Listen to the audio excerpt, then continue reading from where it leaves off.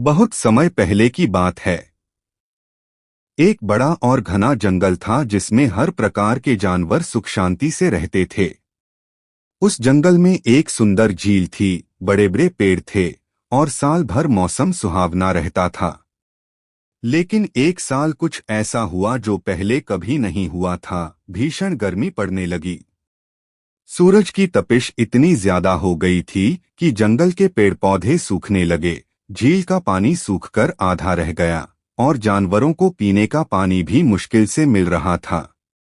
दिन भर गर्म हवा चलती, पत्ते झुलस जाते और जानवर अपने बिलों और गुफाओं से बाहर निकलने की हिम्मत नहीं कर पाते।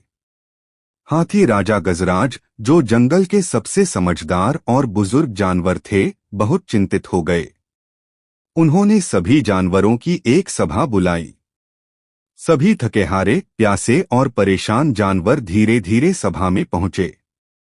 गजराज बोले, हम सभी इस भयानक गर्मी से परेशान हैं।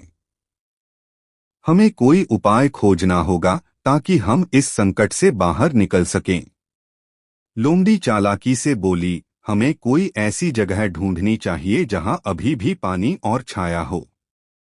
हम सब वहां कुछ दिन रह सकते हैं। हिरण चिंतित होकर बोला, लेकिन जंगल छोड़ना आसान नहीं होगा। हमारे छोटे बच्चे और बुजुर्ग जानवर लंबी यात्रा नहीं कर सकते। बंदर बोला, क्यों न हम कोई तरकीब सोचें जिससे हम यहीं रहकर गर्मी से राहत पा सकें। गजराज ने सुझाव दिया, हमें मिलकर काम करना होगा। सबसे पहले हमें झील में पानी भरने की कोई कोशिश करनी चाहिए। सभी जानवर एकमत हो गए। अगले दिन से सभी जानवर अलग अलग दिशाओं में निकले। कोई कहीं से पानी लाने गया, कोई पत्ते और छाया का इंतजाम करने। हाथी अपनी सूंड से दूर दूर तक पानी लाने लगे।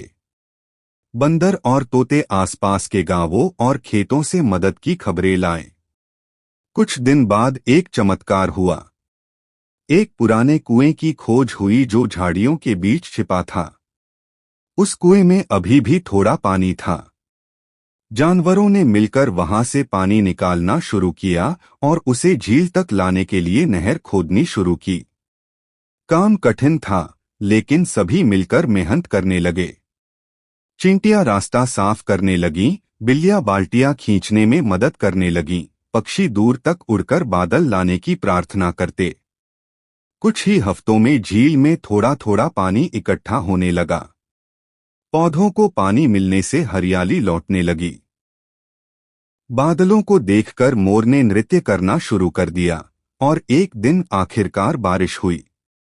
सभी जानवर खुशी से झूम उठे। उनकी मेहनत रंग लाई थी।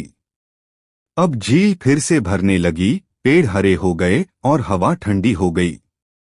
गर्मी का कहर कम हो गया। गजराज ने सभा में सबको बधाई दी और कहा, हमने यह साबित कर दिया कि एकता में कितनी ताकत होती है।